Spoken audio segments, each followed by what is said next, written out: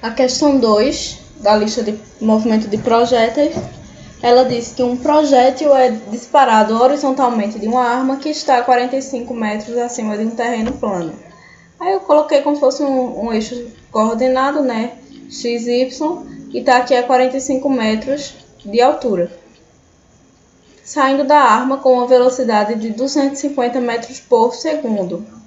Por que eu coloquei a velocidade assim e não assim, né? Um vetor aqui para cima? Porque no enunciado ele nos diz que o projétil é disparado horizontalmente.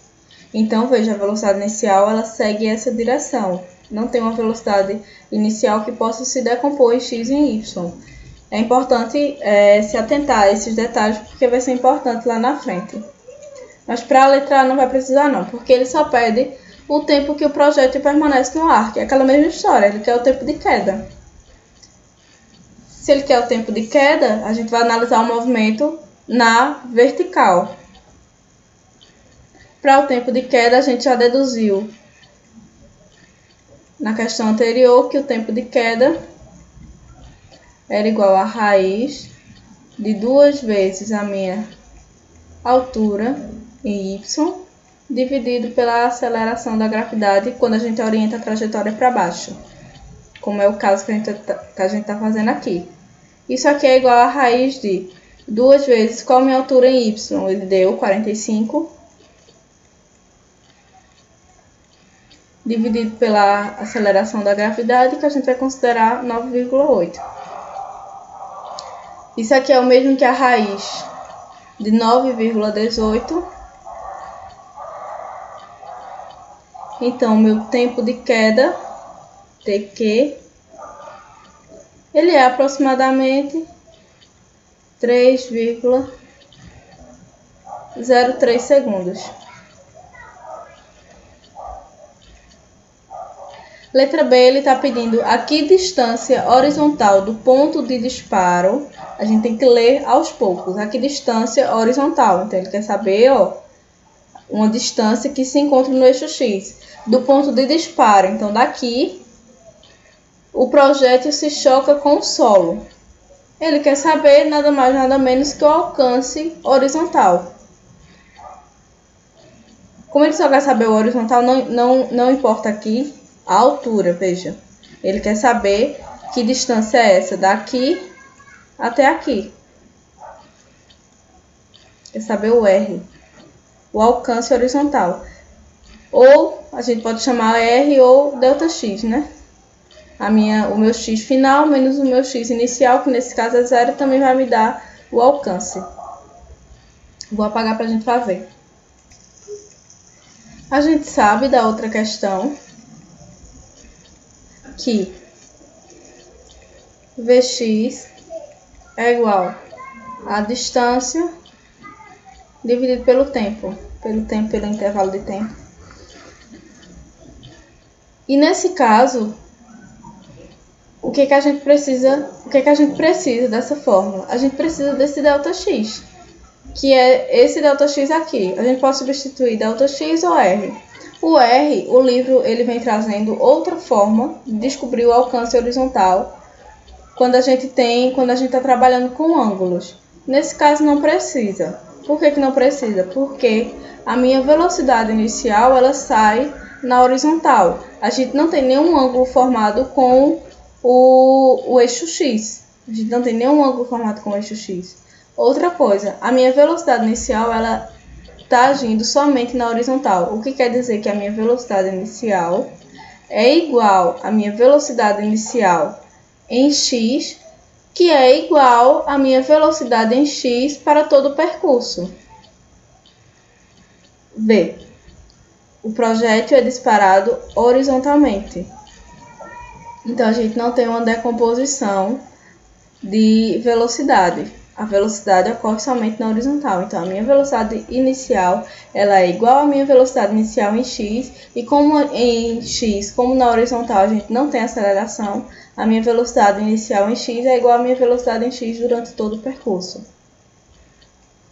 Isso é muito importante. E aí, ele quer saber deixa eu ver, esse ΔX. Eu vou isolar, basta passar o meu T para lá multiplicando, T vezes Vx. ΔX é o que eu quero saber, que é o mesmo que R, né, de um alcance. Tempo. Que tempo é esse aqui? É aquele mesmo esquema. Como a minha velocidade em x é a mesma que a velocidade inicial, basta pegar o tempo de queda, porque o tempo de queda é o mesmo tempo. O tempo de queda é o mesmo tempo, não. Porque a minha velocidade vai ser a mesma. Então, para eu saber a minha distância, basta que eu pegue o meu tempo de queda, o tempo que ele levou para cair, e multiplique pela minha velocidade inicial, já que a minha velocidade inicial é igual à velocidade final. Então, o meu tempo vai ser 3,03 vezes a minha velocidade que o objeto estava quando caiu aqui, que nesse caso vai ser 250 metros por segundo. Meu ΔX, multiplicando esses dois, vai ser 700, aproximadamente, 757,5 metros. Deu para entender isso aqui? Depois vocês me dão um retorno. Vê. Eu quero saber qual distância, a que distância horizontal do ponto inicial o projétil caiu. Eu sei o meu tempo de queda, eu sei o tempo que levou para cair.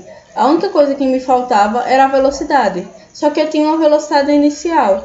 Como o movimento só ocorreu na horizontal, a minha velocidade inicial é igual à minha velocidade final na horizontal. E como eu só preciso analisar o movimento na horizontal, foi suficiente para resolver essa questão. Essa é a letra B. Aí vamos para a letra C agora. Ele pede o módulo da componente vertical, ó, já é outro. O módulo da componente vertical quando o projétil se choca com o solo. Agora a gente já precisa descobrir outra coisa. Para a letra C, ele quer saber a velocidade final. Velocidade final, a gente já sabe, já tem algumas fórmulas prontas. A gente tem que V é igual a V0 mais A vezes T. Nesse caso, como a gente está trabalhando no movimento vertical, a gente escreveria VY é igual a V0Y menos G vezes T. Só que orientando nossa trajetória para baixo, a gente vai colocar mais G vezes T. Se a gente não orientasse nossa trajetória para baixo, o resultado seria negativo. Então, a gente importaria para a gente aqui, ó, esse módulo, porque no final a gente passaria do resultado negativo para o resultado positivo.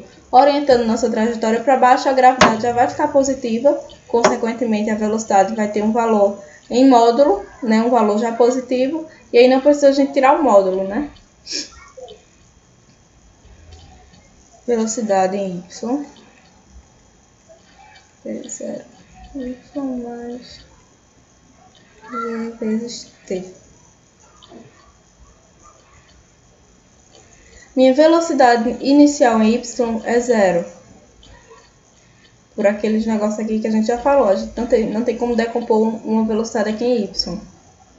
Minha gravidade vai ser 9,8 e o tempo vai ser o tempo de queda, já que ele quer saber o tempo, a velocidade nesse tempo aqui, no tempo final.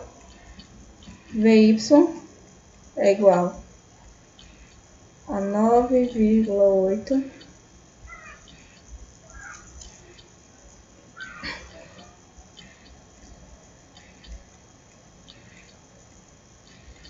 vezes 3,03. Vy vai ser aproximadamente 29,7. A gente pode aproximar um pouco mais e dizer que vai ser 30 metros por segundo. Por que eu estou aproximando? É aquela história de algarismos significativos que vocês ouviram ou vão ver. Como a multiplicação só tem dois algarismos, o menor número de algarismos significativos aqui é 2, a minha resposta tem que ter 2. Nunca é seguindo o maior. Tipo, aqui tem 3, então se os dois tivessem 3, eu deixaria esses 3. Como um deles tem 2, o que vale é o menor. Aí eu só posso apresentar a resposta no menor número de algarismos significativos. Às vezes eu esqueço desses detalhes, mas é importante saber. Pronto, isso aqui foi o segundo.